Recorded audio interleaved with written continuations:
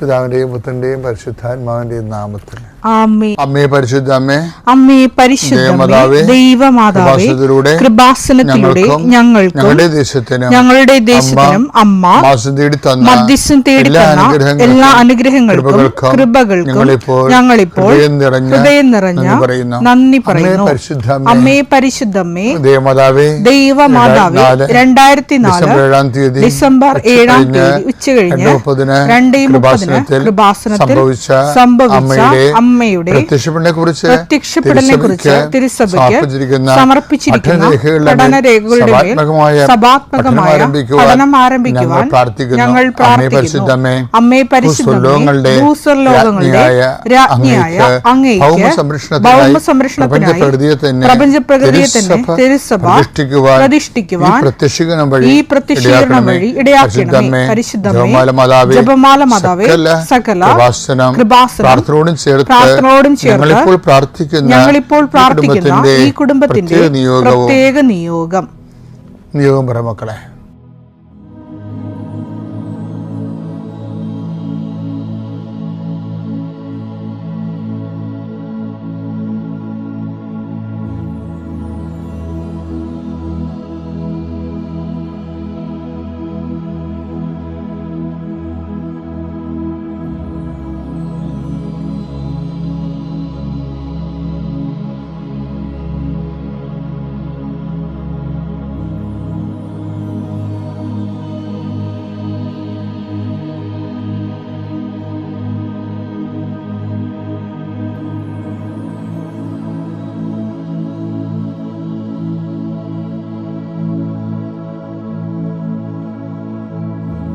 അമ്മയുടെ പ്രത്യക്ഷീകരണത്തിന്റെ ഈ അനുഗ്രഹവേളയിൽ ഞങ്ങൾക്ക് സാധിച്ചു തരുവാൻ കനിയണമേ. ആമേൻ. കർത്താവേ, നിന്റെ ഉന്നതമായ നാമത്തിന് സ്തോത്രം ചെയ്യുന്നു. കർത്താവേ, നിന്റെ വിശുദ്ധ പൗരോഹിത്യത്തെ മഹത്വപ്പെടുത്തണമേ. കർത്താവേ, സഭയിലുള്ള സാന്നിധ്യം പ്രകടമാക്കണമേ.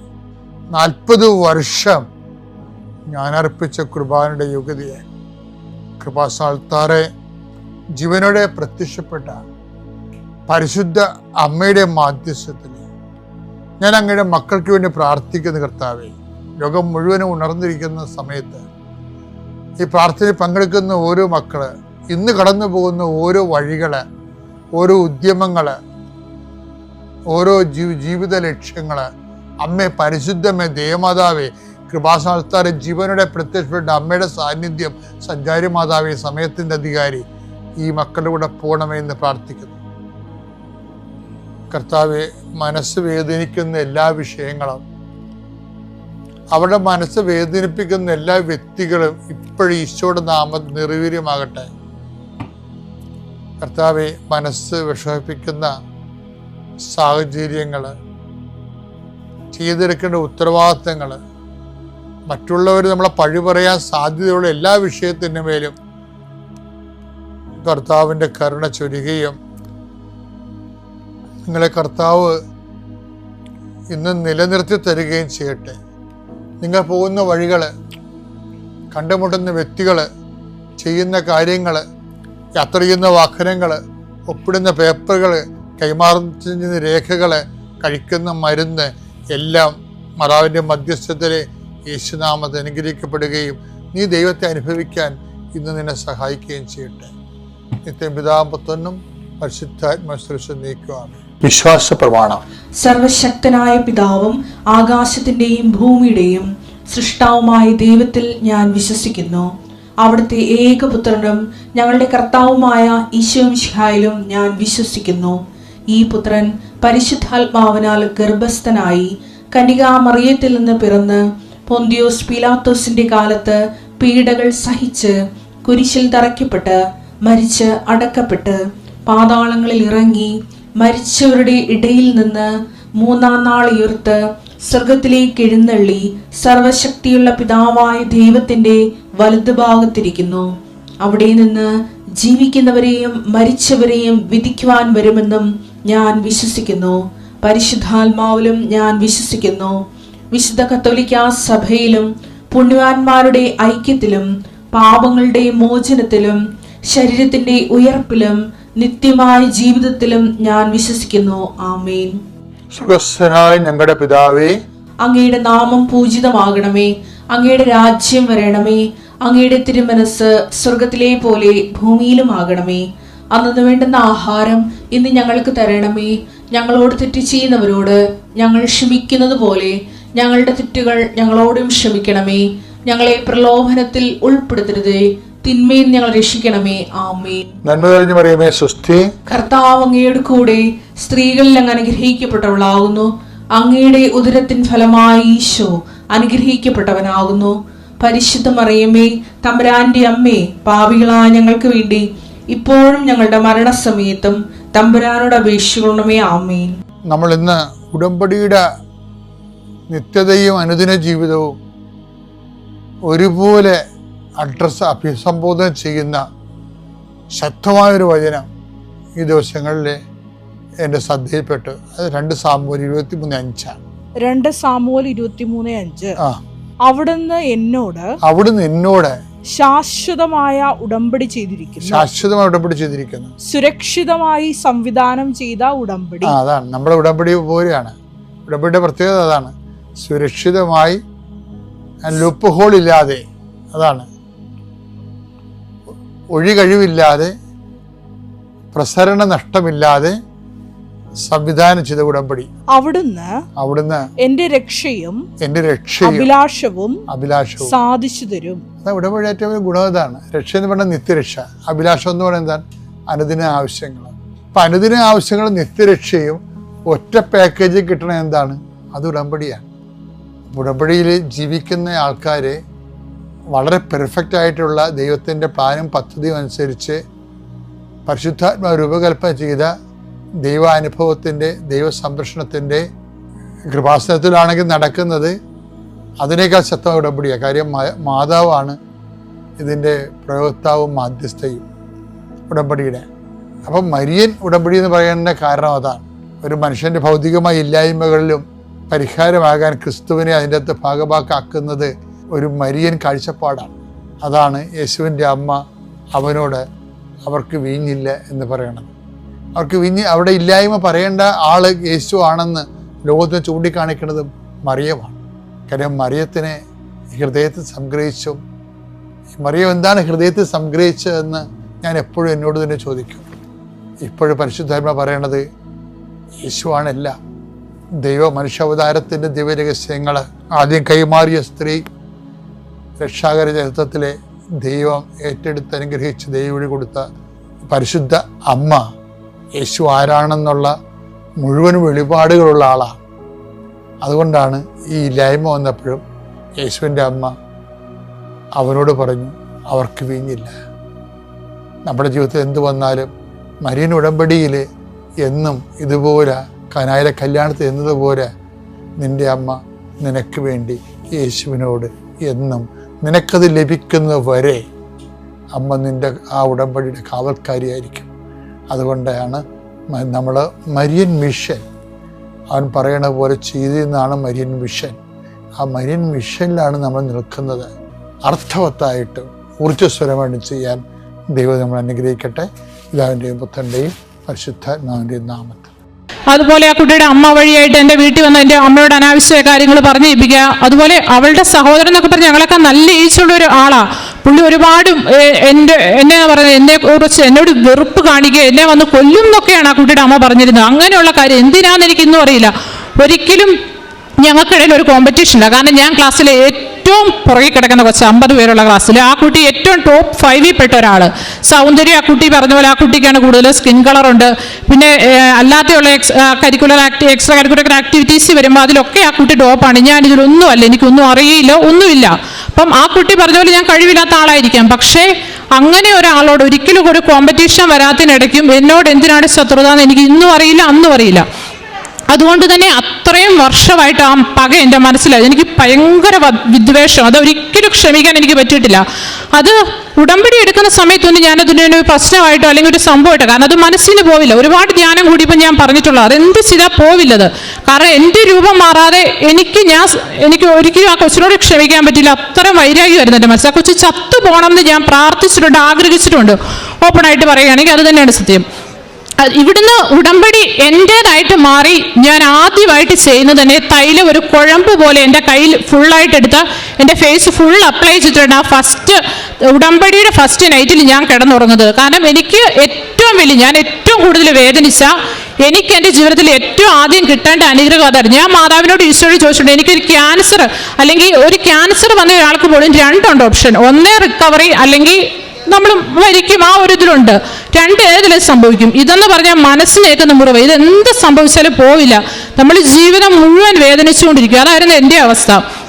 ഞാൻ അങ്ങനെ ഉടമ്പടി തൈലം ചെയ്തു ഫസ്റ്റ് ദിവസം. സെക്കൻഡ് ദിവസം ആയപ്പോൾ എനിക്ക് സ്വയം എൻ്റെ മനസ്സിൽ, എൻ്റെ അനിയത്തി ഇങ്ങനെ എന്നോട് പറഞ്ഞായിരുന്നു, മുഖത്തിന് വൈകൃതം ഒന്നും ദൈവം തന്നില്ലല്ലോ, ഇങ്ങനെ നമ്മളെ ജനിപ്പിച്ചില്ലേന്ന് എന്നോട് ചോദിച്ചിരുന്നു. അവൾ നന്നായിട്ട് സ്കിൻ കളറുള്ള ആളാണ്, പക്ഷെ ഒരിക്കൽ പോലും അവൾ എന്നെ ഇൻസൾട്ട് ചെയ്തിട്ടില്ല. ഞാൻ ഇപ്പം ഇട്ടിരിക്കുന്ന ഈ ഡ്രസ്സ് പോലും ഞാൻ ഒരിക്കലും എനിക്ക് ഈ കളർ ഡ്രസ്സ് എൻ്റെ ജീവിതത്തിൽ എനിക്ക് ഇടാൻ പറ്റിയിട്ടില്ലായിരുന്നു. ആ ഒരു കാലഘട്ടത്തിൽ ഓറഞ്ചും പീച്ചും കളറല്ലാതൊരു ഡ്രസ്സ് പോലും ഞാൻ എൻ്റെ ഇഷ്ടത്തിന് എൻ്റെ ജീവിതത്തിൽ ഇട്ടിട്ടില്ല. കാരണം അതുപോലെ സ്കിൻ കളറിൻ്റെ പേര് ഞാൻ അനുഭവിച്ചിട്ടുണ്ടെന്ന് പറഞ്ഞാൽ അതൊരു ബുക്ക് എഴുതാൻ മാത്രം കാണും. അതുപോലെ അത് ഞാനിവിടെ ചുരുക്കുക. പക്ഷെ ആ കുട്ടിയോടുള്ള അത്രയും വലിയ വൈരാഗ്യം ഞാൻ ആ കുട്ടിയോട് അതിൽ പിന്നെ വേണ്ടിയിട്ടില്ല. ഞാനൊരു ഗോൾഡ് ഇടാൻ പാടില്ല, അതൊക്കെ മണിക്കൂർ നിന്ന് ചെക്ക് ചെയ്ത് ഗോൾഡാണോ, അങ്ങനെ എനിക്ക് അറിയില്ല അതിനെക്കുറിച്ച് പറയാൻ.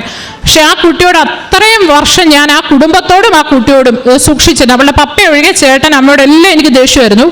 ആ വൈരാഗ്യം ഞാനിവിടെ ഉടമ്പടി എടുത്തു പോയി. ഫസ്റ്റ് കുംസാരിച്ചു, എനിക്കത് ഓക്കെ ആകാൻ പറ്റിയില്ല. സെക്കൻഡ് കുംസാരത്തിൽ പറഞ്ഞു ഓക്കെ ആകാൻ പറ്റിയില്ല. തേർഡ് കുംസാരത്തിൽ ആ അച്ഛൻ എന്ന് പറഞ്ഞാൽ എനിക്ക് കിട്ടിയ അച്ഛൻ, നമ്മൾ ചേട്ടനച്ഛൻ എന്നൊക്കെ പറയില്ല, അതുപോലെ ഭയങ്കര ഒരു, എനിക്ക് ഈശോടെ എടുത്ത് പറയുന്ന പോലെ തോന്നുന്നത്. ആ അച്ഛൻ എനിക്ക് ഭയങ്കര പോസിറ്റീവായിട്ടുള്ള കുറച്ച് കാര്യങ്ങളാണ് പറഞ്ഞു തന്നത്. ഭയങ്കര ഫ്രണ്ടിനോട് പെരുമാറുന്ന പോലെ. ആ കുംസാരം ഞാൻ ഓപ്പണായിട്ട് പറയുകയാണെങ്കിൽ, ഞാൻ ഫ്രാങ്കോ മുളക്കലിൻ്റെ ഇഷ്യൂ കഴിഞ്ഞ പിന്നെ എനിക്ക് കുംസാരത്തോട് തീരെ താല്പര്യമില്ലായിരുന്നു. ഞാൻ മൊത്തത്തിൽ അങ്ങ് മാറിയായിരുന്നു. പക്ഷേ ആ അച്ഛൻ്റെ ഒറ്റ കുംസാരം ഞാൻ ശരിക്കും ആ ഹോളിലൂടെ നോക്കി അച്ഛൻ്റെ കൈയും അച്ഛൻ്റെ കാലിൻ്റെ മടി കൈ വെച്ചിരിക്കുന്നത് കണ്ടു. എനിക്ക് ശരിക്കും ഈശോ ഇരിക്കുന്നതായിട്ട് ആ സമയത്ത് തോന്നി. ഞാൻ താങ്ക് യു ജീസസ് എന്ന് പറഞ്ഞിട്ട് ആ കുംസാരത്തിൻ്റെ ലാസ്റ്റ്, ഞാൻ ആദ്യമായിട്ടാണ് ഫസ്റ്റും ലാസ്റ്റും ഈ സമയത്തുള്ള ഒരു അച്ഛനോട് അങ്ങനെ പറഞ്ഞത്. താങ്ക് യു ജീസസ് എന്ന് പറഞ്ഞിട്ടാണ് കുംസാരം നിർത്തി പോകുന്നത്. ഭയങ്കര പോസിറ്റീവ് എനർജി ആയിരുന്നു എനിക്കത് കിട്ടുന്നത്. അതുകൊണ്ട് എനിക്ക് ഭയങ്കര സന്തോഷവും വന്നു. അതോടെ എൻ്റെ മനസ്സിലുണ്ടായിരുന്ന ആ ശത്രുത, അതുപോലെ തന്നെ ഞാൻ IELTS ക്ലാസ്സിൽ കേരളത്തിൽ അതിൻ്റെ ഏറ്റവും ഫേമസ് ആയിട്ടുള്ള ഏജൻസിയുടെ കീഴിലുള്ള ഇൻസ്റ്റിറ്റ്യൂട്ടിലാണ് ഞാൻ പഠിച്ചത് IELTS. പക്ഷെ അവിടെ ഇതുപോലൊരു സാറുണ്ടായിരുന്നു, അദ്ദേഹത്തിൻ്റെ സ്കിൻ കളർ ഭയങ്കര ഇമ്പോർട്ടൻ്റ് ആയിരുന്നു. അദ്ദേഹം സ്കിൻ കളറുള്ള ടിക്ടോക്കിലൊക്കെ ടോപ്പായിട്ടുള്ള വൈറലായിട്ടുള്ള ആ വക പെൺകുട്ടികളെ അക്സെപ്റ്റ് ചെയ്യുള്ളൂ. എൻ്റെ തോന്നലാന്ന് അമ്മയൊക്കെ എന്നോട് വീട്ടിൽ നിന്ന് പറഞ്ഞു. പക്ഷെ അല്ല, പോകെ പോലെ ക്ലാസ്സിലെ ബോയ്സും എല്ലാം പറയാൻ തുടങ്ങി. അവർക്ക് അത് ഫീൽ ചെയ്തിട്ടുണ്ടോ എന്നോടൊരു, എനിക്ക് അതുപോലെ തന്നെ ഇങ്ങനെ എനിക്ക് ഇൻസൾട്ട് കിട്ടിയിട്ടുള്ളതുകൊണ്ട് എനിക്ക് സമൂഹത്തെ ഫേസ് ചെയ്യാൻ പറ്റത്തില്ല. എനിക്ക് എല്ലാവരോടും വെറുപ്പും വിദ്വേഷമാണ്. ഞാൻ ഒരാളെ ആദ്യമായിട്ട് കണ്ട അയാളുടെ സ്കിൻ കളറായിരുന്നു നോക്കിയിരുന്നത്. അവർ വെളുത്ത മനുഷ്യനാണെങ്കിൽ ഞാൻ മാറിപ്പോവും. അതാണായാലും ആദ്യം എനിക്ക് സ്ത്രീകളോട് മാത്രമായിരുന്നു പ്രശ്നം, കാരണം അവരായിരുന്നു എന്നെ ഏറ്റവും ഇൻസൾട്ട് ചെയ്ത്. പിന്നീട് ഈ സാറിൽ നിന്ന് ഈ അനുഭവം കിട്ടിക്കഴിഞ്ഞാൽ പിന്നെ എനിക്ക് ആണിനെ പെണ്ണിനെ എല്ലാവരെയും പേടിയാവാൻ തുടങ്ങി. എനിക്ക് മാക്സിമം ഞാൻ സംസാരിക്കാതെ അവിടുന്ന് ഞാൻ എങ്ങനെയായാലും പോകും. എനിക്ക് പേടിയാണോ വിഷമോ എനിക്കറിയില്ല, എനിക്ക് പേടി അവരെ ഫേസ് ചെയ്യാൻ. കാരണം ആ സാറെന്ന് പറഞ്ഞാൽ ഒന്നാമതൊരു ചെറുപ്പക്കാരൻ മനുഷ്യൻ. ഞാൻ വിചാരിച്ചു ഇന്നത്തെ കാലത്തൊക്കെ ഇങ്ങനത്തെ മനുഷ്യരുണ്ടാവില്ല എന്ന് ഞാൻ വിശ്വസിച്ചുകൊണ്ടിരുന്നു. പക്ഷെ എനിക്കത് വല്ലാത്ത ഷോക്കായി പോയി. ഒരു അധ്യാപകൻ എന്ന് പറയുമ്പോൾ മാട്രിമോണിയിൽ നിന്ന് ഒരു പെൺകുട്ടിയെ ചൂസ് ചെയ്യുന്ന പോലെയല്ല, സ്റ്റുഡൻറ്റിനെ ചൂസ് ചെയ്യുമ്പോൾ അറ്റ്ലീസ്റ്റ് നമ്മൾ ജസ്റ്റ് സ്റ്റുഡൻസിന് പഠിക്കേണ്ട കാര്യങ്ങൾ മാത്രം പറഞ്ഞാൽ മതിയല്ലോ. ഇദ്ദേഹം അതിന് മാത്രം, ശരീര സൗന്ദര്യത്തിൽ മാത്രം ഇമ്പോർട്ടൻസ് കൊടുത്തു. അത് ക്ലാസ്സിലെ ബോയ്സ് എല്ലാം കംപ്ലൈൻറ്റ് ചെയ്ത് തുടങ്ങി. അപ്പം എനിക്ക് മനസ്സിലായി എൻ്റെ തോന്നൽ സത്യമാണ്. എൻ്റെ ക്ലാസ്സിലുണ്ടായിരുന്ന ആ ക്ലാസ്സിൽ തന്നെ ഉണ്ടായിരുന്ന നല്ല ഒരു വെളുത്തിട്ടൊരു പയ്യനുണ്ടായിരുന്നു. ആ കൊച്ചിൻ്റെ അടുത്ത് വർത്താനം പറയാൻ വരുമ്പോൾ ഞാൻ മാറിപ്പോവും. എന്താ നീയും എനിക്ക് ഫ്രണ്ടാന്നൊക്കെ ആ കൊച്ചു പറയും. പക്ഷെ എനിക്കെന്തോ ഇഷ്ടമല്ല, എനിക്ക് ആൾക്കാരോട് സംസാരിക്കാൻ പറ്റത്തില്ല. കാരണം അതുപോലെ ഞാൻ ആൾക്കാരിൽ നിന്ന് അത് അനുഭവിച്ചിട്ടുണ്ട്. അപ്പം എനിക്ക് ആൾക്കാരെ ഫേസ് ചെയ്യാൻ പറ്റാത്തൊരു സിറ്റുവേഷനിലോട്ട് വന്നു. അന്നേരത്തേനും അങ്ങനെ എല്ലാ ദിവസവും തന്നെ ഈ സാർ ഇങ്ങനെ ആയി കഴിഞ്ഞപ്പോൾ എനിക്ക് റൈറ്റിംഗ് കറക്ഷൻ തരില്ല, സ്പീക്കിംഗ് തരില്ല, എൻ്റെ ബുക്ക് കറക്റ്റ് ചെയ്തോട്ട് പോയിട്ട് തിരിച്ചു വരിക, അങ്ങനെ ഭയങ്കര ക്രൂവലായിട്ടാണ് പുള്ളി ചെയ്തുകൊണ്ടിരുന്നത്. അപ്പോഴത്തേനും അതും ഈ പെൺകുട്ടിയോടുള്ള വിദ്വേഷമായിരുന്നു എൻ്റെ മനസ്സിന് പോകേണ്ടത്. ഇത് രണ്ടുമാണ് ഞാൻ സംസാരിച്ചത്. രണ്ടുപേരോടും ഇപ്പം അവർക്ക് രണ്ടുപേർക്കും വേണ്ടി ഞാൻ ഡെയിലി പ്രാർത്ഥിക്കാറുണ്ട്. അതുപോലെ ഒരു അഭിഷേകം എനിക്ക് കിട്ടി. എനിക്കിപ്പോൾ അവരോട് ദേഷ്യം പോയിട്ട് ആരോടും എനിക്ക് ഏറ്റവും കൂടുതൽ കിട്ടിയ കാര്യം സെൽഫ് കോൺഫിഡൻസാണ്. എനിക്ക് എന്തും സാധിക്കുമെന്ന് എനിക്ക് തോന്നുന്നു. അതുപോലെ തന്നെ ഞാൻ എന്നിൽ കംപ്ലീറ്റ് സാറ്റിസ്ഫൈഡ്. ഞാൻ ഏറ്റവും സുന്ദരിയായിട്ടാണ് ഇപ്പോൾ തോന്നാറ്. എനിക്ക് അങ്ങനത്തെ ഒരു കാര്യം സ്കിൻ കളർ ആട്ടെ ഫിസിക്കൽ അപ്പിയറൻസ് ആട്ടെ അതൊരു വിഷയമായിട്ടേ തോന്നാറില്ല. പിന്നെ എൻ്റെ ഒരു കാര്യം കൂടെ ഉണ്ട്, അതും ഉടമ്പടിയിലില്ലാത്ത കാര്യമാണ്. ഞാൻ അൺഎക്സ്പെക്റ്റഡ് ആയിട്ട് ഒരാളെ മീറ്റ് ചെയ്തു, ഞങ്ങൾ പരിചയപ്പെട്ടു. ഇപ്പം എൻ്റെ ഒരു ഫ്രണ്ടാണ്. ആ കുട്ടിക്ക് ഒരു പ്രത്യേകത ഉണ്ടായിരുന്നു. ആദ്യം ഞാൻ ഈ ഉടമ്പടി സാക്ഷ്യങ്ങൾ ഈ കാര്യമൊക്കെ പറയുമ്പോൾ വലിയ കാര്യമായിട്ട് എടുത്തില്ല. പക്ഷേ പോകെ എനിക്ക് മനസ്സിലായി അവനത് ദൈവം എന്ന് പറഞ്ഞാൽ അവന് ഭയങ്കര കലിയ, ചെകുത്താനെ പോലെ അവൻ ദൈവത്തെ കാണുന്നത്. ഭയങ്കര വിദ്വേഷം, എപ്പോഴും ദൈവത്തെ തെറി, ഭയങ്കര മോശം കാര്യങ്ങളാണ് ദൈവത്തെക്കുറിച്ച് പറഞ്ഞിരുന്നത്. ഒരു മതവും ഇല്ല എന്ന് വിശ്വസിച്ചിരുന്നതാണ്. ദൈവം ക്രിസ്ത്യനില്ല, ഹിന്ദുവില്ല, മുസ്ലിമില്ല, ആരുമില്ല, മതമില്ല. അതുപോലെ തന്നെ അച്ഛന്മാരൊക്കെ ആയാലും സിസ്റ്റേഴ്സിനായാലും മോശമായിട്ടുള്ള കാര്യങ്ങൾ മാത്രം പറയും. ഇപ്പോൾ കൃപാസനത്തെക്കുറിച്ച് പറയുകയാണെങ്കിൽ പറയും, ചുമ്മാ ഇരുന്ന് ഫുഡ് കഴിക്കുന്നവർ അച്ഛന്മാർ, അവരങ്ങനെ പലതും പറഞ്ഞ് പല സ്ഥാപനവും തുറക്കും, അത് ആൾക്കാരെ പറ്റിക്കാൻ വേണ്ടി. അങ്ങനെ ഭയങ്കര മോശമായിട്ടായിരുന്നു ദൈവത്തെക്കുറിച്ച് സംസാരിച്ചിരുന്നത്. അപ്പം സയൻസിലാണ് ഉള്ള സത്യം എന്നാണ് പറയുന്നത്. അപ്പം ഇത് ലാസ്റ്റാണ് എനിക്ക് മനസ്സിലായത്. അവൻ്റെ അമ്മ ഭയങ്കര ദൈവവിശ്വാസമായിരുന്നു, എപ്പോഴും ദൈവത്തോട് ചേർന്ന് നിന്ന് ഫുൾ ടൈം. മരുന്നിന് പകരം അവൻ്റെ അമ്മയ്ക്ക് അൺഎക്സ്പെക്റ്റഡ് ആയിട്ട് ഒരു അസുഖം വന്നു. പക്ഷെ അവർ മരുന്നിനേക്കാൾ കൂടുതൽ ബൈബിളിനെ സ്നേഹിച്ച് എപ്പോഴും വചനം വായിക്കും, കംപ്ലീറ്റ് ഉപവാസം, അത് എന്നും തന്നെ അത് മുടങ്ങാതെ ഉപവാസം ചെയ്യുക. അതുപോലെ തന്നെ കർത്താവിന് ഈ കഴുതയെ കൊണ്ട് ആവശ്യമുണ്ട്. ആ വചനം അവസാനം അവൻ്റെ അമ്മ ഒരു 40 വയസ്സോ എന്തോ ഉള്ളപ്പോൾ അവൻ്റെ അമ്മയ്ക്ക് അത്രയും ചെറിയ ഏജിൽ അവർ മരിച്ചുപോയ ആ സ്ത്രീ അസുഖം വന്ന. പക്ഷെ അവരപ്പോൾ പോലും ഈ മക്കൾ അനാഥരാകുന്നോ അല്ലെങ്കിൽ എന്തെങ്കിലും സംഭവിക്കുന്നല്ലോ അവർ ചിന്തിച്ചു. ആ സമയത്ത് പോലും അവർ വചനം എഴുതി വെച്ച് പ്രാർത്ഥിച്ചു. അതുപോലെ മാതാവിന് ഭയങ്കര ഭക്തിയായിരുന്നു അവൻ്റെ അമ്മ, ജപമാല, അങ്ങനത്തെ കാര്യങ്ങളില്ല. ഭയങ്കര ദൈവത്തോട് ചേർന്ന് നിന്ന് ജീവിച്ച ഒരു മനുഷ്യത്തി.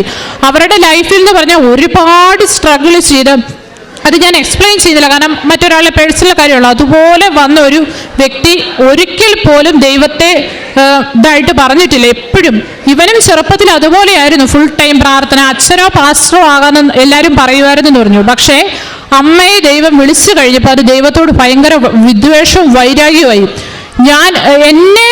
ഞാൻ ഇത്രയും പ്രാർത്ഥിച്ചിട്ടും എനിക്കൊന്നും തന്നില്ല, അയാൾ എൻ്റെ അമ്മയെ കൊണ്ടുപോയി അവിടെ എന്താ ചെയ്യുന്നേ? ഞാൻ കൃപാസനത്തെക്കുറിച്ച് പറയും, എന്നാൽ നീയും നിന്റെ മാതാവും അവിടുത്തെ അച്ഛനോടും കൂടെ പറയാം എൻ്റെ അമ്മയെ തിരിച്ചറിയാം, എങ്കിൽ ഞാൻ വിശ്വസിക്കാമെന്ന് പറയും. അങ്ങനെ എപ്പോഴും മോശമായിട്ടായിരുന്നു പറഞ്ഞിരുന്നത്. ഒരിക്കലും വിശ്വസിക്കില്ല, ദൈവമില്ല എന്നാണ് പറഞ്ഞിരിക്കുന്നത്. നേരിട്ട് കർത്താവിന് ആധാർ കാർഡ് ഉണ്ടോ എന്ന് ചോദിക്കുന്ന ആളായിരുന്നു പുള്ളി. എന്തെങ്കിലും സർട്ടിഫിക്കറ്റ് കൊണ്ടുപോവാ, എങ്കിൽ ഞാൻ വിശ്വസിച്ചേക്കാം, ഇല്ലെങ്കിൽ അങ്ങനെ ഒരാളില്ല. എൻ്റെ അമ്മയാണ് എൻ്റെ ദൈവം. സ്വന്തം അമ്മയുടെ ഫോട്ടോ എടുത്തു വെച്ചിട്ട് ദൈവത്തോട് നമ്മൾ സാധാരണ പ്രാർത്ഥിക്കുന്ന പോലെ എല്ലാം പ്രാർത്ഥിച്ചു പോകുന്നു. അല്ലാതെ ഒരിക്കലും ഒരു ദൈവമോ ഒരു മതമോ ഒരു മതപണ്ഡിതന്മാർക്ക് പറഞ്ഞാൽ തന്നെ ഭയങ്കര കലിയ, അവർ പൈസയ്ക്ക് വേണ്ടി മാത്രമേ ചെയ്യുന്നു, അങ്ങനെ ഇതാ. അപ്പം ഞാൻ ഈ ഉടമ്പടി എടുത്തു കഴിഞ്ഞ് പതിയെ വല്ല കാലത്തും ഞങ്ങൾ കാണാറുള്ളൂ. ആ സമയത്ത് ഞാൻ ഉടമ്പടി തൈലം തൊഴിച്ച് കുരിശ് വരച്ചു കൊടുക്കും. അതുപോലെ തന്നെ ഞാൻ ഉപ്പ്, പിന്നെ പത്രം, കാശ് രൂപം അങ്ങനെയെല്ലാം കൊടുക്കാൻ തുടങ്ങി. അപ്പം ഇതെല്ലാം മേടിക്കും, പക്ഷെ ഇതിലൊന്നും വിശ്വാസമില്ല. എന്നോട് പറഞ്ഞു ഞാനത് ഇവിടെ വീട്ടിൽ ചുമ്മാ ഇട്ടേക്കോ എന്നൊക്കെ പറയുള്ളൂ. പക്ഷേ ഇതിനിടയ്ക്ക് അവന് പ്രൈവറ്റ് ആയിട്ടുള്ളൊരു എക്സാം വന്നു. ആ സമയത്ത് എനിക്ക് IELTS എക്സാമിന് വേണ്ടി അച്ഛൻ വെഞ്ചരിച്ച് തന്ന കാശ് രൂപം ഉണ്ടായിരുന്നു. ഞാൻ എക്സാം എഴുതി കഴിഞ്ഞാൽ എൻ്റെ കയ്യിൽ ഇരിക്കുമായിരുന്നു. ഞാൻ ആ കാശ് രൂപം കൊടുത്തിട്ട് പറഞ്ഞു, വിശ്വാസം ഇല്ലെങ്കിലും കുഴപ്പമില്ല, ഇതുകൊണ്ടൊന്ന് എക്സാമിന് പോകാമെന്ന് ചോദിച്ചു. അപ്പം പഠിക്കാനൊന്നും പറ്റില്ല, കാരണം ഓൾറെഡി വർക്ക് ചെയ്യുന്നുണ്ട്, ഒട്ടും പഠിക്കില്ല. എന്നോട് പറഞ്ഞു ഉറപ്പായിട്ട് ഞാൻ തോറ്റിരിക്കും, മെയിനായിട്ട് 2 സബ്ജക്റ്റ് ഒരു കാരണവശാലും ഞാൻ പാസ്സായില്ല, കാരണം എനിക്കൊന്നും അറിയില്ല എന്ന് പറഞ്ഞു. എന്നിട്ട് അതിലൊരു സബ്ജക്റ്റിൻ്റെ എക്സാം കഴിഞ്ഞ് വന്നിട്ട് എന്നോട് പറഞ്ഞു, പക്ഷേ ഈ ക്യാഷ് രൂപം കൊണ്ടാണ് പോയത്, അത് എന്തുകൊണ്ടാണെന്ന് എനിക്കറിയില്ല, അത് കൊണ്ടുപോയി. എന്നിട്ട് ഈ എക്സാം കഴിഞ്ഞ് വന്ന് എന്നോട് പറഞ്ഞു, എൻ്റെ ഹാളിൽ ഇരുന്നതിൽ ആരും ഞാനല്ലാതെ ഒരാൾ പോലും എല്ലാവരും അരമണിക്കൂറിനുള്ളിൽ എഴുന്നേറ്റ് പോയി, ഞാൻ മാത്രമേ ലാസ്റ്റ് വരെ ഇരുന്നു. ഞാൻ എന്തൊക്കെ എഴുതി, പക്ഷെ എനിക്ക് ഒന്നും അറിയില്ല ഞാൻ എന്താ എഴുതിയെന്ന്. അങ്ങനെ ഒരു കാര്യം എന്നോട് പറഞ്ഞു. അത് എന്നാന്ന് എനിക്കറിയത്തില്ല, ഞാൻ അക്ഷരം എഴുതിയിട്ടില്ലെന്ന് പറഞ്ഞു. എന്തൊക്കെയോ എഴുതി വെച്ചു, എനിക്കൊന്നും ആ അക്ഷരം എന്നാ എഴുതിയെന്ന് അറിയത്തില്ലെന്ന് പറഞ്ഞു. പക്ഷേ റിസൾട്ട് വന്നപ്പോൾ എല്ലാ സബ്ജക്റ്റിനും ഒരുവരെ നല്ല മാർക്കോടുകൂടി പാസ്സായി. പക്ഷെ എന്നിട്ടും പുള്ളി അത് വിശ്വസിച്ചിട്ടില്ലായിരുന്നു, കാരണം അങ്ങനെ ഒരു ഇതില്ല, അത് തോന്നല, അതെന്തോ അങ്ങനെ സംഭവിച്ചു എന്നാണ് പറഞ്ഞിരുന്നത്. ലാസ്റ്റ് ഇപ്പം ഒരു 6 മാസമായിട്ട് അതുപോലെ ദൈവത്തെ വിദ്വേഷിയായിട്ട് നടന്നിരുന്ന ഒരു വ്യക്തി അത്ര മാറ്റം എന്ന് പറഞ്ഞാൽ എനിക്ക് ഏറ്റവും വലിയ അത്ഭുതമായിട്ട് തോന്നുന്ന കാര്യം. കാരണം ഒരിക്കലും അങ്ങനെ സംഭവിക്കില്ല, കാരണം അതുപോലെ വിദ്വേഷം. എൻ്റെ അമ്മയെ എനിക്ക് തിരിച്ചു കിട്ടിയാൽ ദൈവത്തിലല്ല, നിങ്ങളുടെ അച്ഛൻ്റെ അടുത്ത് വന്ന് ഞാൻ വേണം കാലേ വീഴാൻ എന്നോട് പറഞ്ഞത്. ഒരിക്കലും ദൈവവും ഇല്ല, മാതാവില്ല, ഭയങ്കര മോശം വാക്കുകളാണ് പറഞ്ഞിരുന്നത്. നമുക്ക് ഒരിക്കലും പറയാൻ പറ്റും. സാക്ഷ്യം ഒന്ന് അയച്ചു കൊടുത്താൽ അതിന് 9 ആയിരിക്കും ചീത്ത ഇങ്ങ് വരാം. അതുപോലെ എപ്പോഴും മോശമായിട്ടാണ് സംസാരിച്ചിരുന്നത്. അപ്പം അന്നേരം അതും അവരെന്ന് പറഞ്ഞാൽ പ്രാർത്ഥിച്ച് എല്ലാം അവൻ്റെ അമ്മ അങ്ങനെ ഒരു ഫോളോ ചെയ്ത് പോയൊരു വ്യക്തിയായിരുന്നു. ഇപ്പോൾ ഒരു 6 മാസത്തിന് ശേഷം 6 മാസമായിട്ട് പ്രാർത്ഥനയിലേക്ക് വന്നു. അതുപോലെ അവരുടെ പള്ളിയിൽ പോകാൻ തുടങ്ങി, കുംസാരിച്ചു, കുമ്പസാരിച്ചിട്ട് പറഞ്ഞു ഇത്രയും പോസിറ്റീവ് എനർജി കിട്ടിയ ഒരു കാര്യമില്ലെന്നാണ് പറഞ്ഞത്. അതുപോലെ തന്നെ ഒരുപാട് ഡെയിലി പള്ളിയിൽ പോകാൻ തുടങ്ങി, ജോലിക്ക് പോകണമായിട്ട് പോലും അത്ര വ്യത്യാസത്തിലേക്ക് വന്നു. അതുപോലെ തന്നെ ഇവിടെ വന്ന് ലൈറ്റ് ക്യാൻഡിൽ പ്രയർ റിക്വസ്റ്റ് ഇട്ടിട്ടുണ്ട്. എന്നിട്ട് അത് എനിക്ക് സാധിച്ചിട്ടുവാണ് ഇവിടെ വരാമെന്ന് വരെയും പറഞ്ഞു. അതെനിക്ക് അത്ഭുതമായിട്ടാണ് തോന്നുന്നത്. പിന്നെ എൻ്റെ അടുത്ത കാര്യം എന്ന് പറഞ്ഞാൽ ഇതെൻ്റെ ഉടമ്പടി വെച്ചിരുന്ന കാര്യമായിരുന്നു. എൻ്റെ IELTS എക്സാമിന് വേണ്ടി ഞാൻ ഇവിടെ വന്ന ഫസ്റ്റ് അമ്മ ഉടമ്പടി എടുത്ത സമയത്ത് അതിൽ എനിക്ക് വേണ്ടി പ്രത്യേകം ഒന്നും എഴുതാനില്ലായിരുന്നു. കാരണം എൻ്റെ പ്ലാൻ എനിക്ക് ഇവിടെ എറണാകുളത്തോ എന്തെങ്കിലും അങ്ങനെ ഒരു ജോലി മതി അങ്ങനെയായിരുന്നു. പക്ഷെ എന്തോ ആ സമയത്ത് ഞാൻ പെട്ടെന്ന് എഴുതി എനിക്ക് IELTS എഴുതി പുറത്ത് പോകണം. അത് എന്തുകൊണ്ട് എഴുതിയെന്നറിയില്ല. പക്ഷെ ആ സമയത്ത് അമ്മ എൻ്റെ കയ്യെ തട്ടിയായിരുന്നു. എന്തിനാന്നുള്ള മട്ടിൽ ഇങ്ങനെ ചോദിക്കുകയും ചെയ്തു. കാരണം ഞങ്ങൾക്ക് അങ്ങനെ ഒരു പ്ലാൻ ഇല്ല, ഒരിക്കലും അങ്ങനെ പ്രിപ്പയർ ചെയ്തിട്ടില്ല. പക്ഷേ അത് കഴിഞ്ഞ് ഞാനൊരു പ്രൈവറ്റ് ഫേമിൽ ജോലിക്ക് കയറുകയും ചെയ്തു. കാരണം കോവിഡിന് 2 വർഷമുണ്ട്, അപ്പോൾ ഒന്നും പ്രിപ്പയർ ചെയ്തിട്ടില്ല. അത് കഴിഞ്ഞ് ഞാൻ ജോലിക്ക് കയറി കുറച്ച് കഴിഞ്ഞപ്പോഴത്തേക്കും എൻ്റെ മനസ്സിൽ ആരോ ഇരുന്ന് പറയുന്ന പോലെ തോന്നി IELTS എഴുതാൻ വേണ്ടി.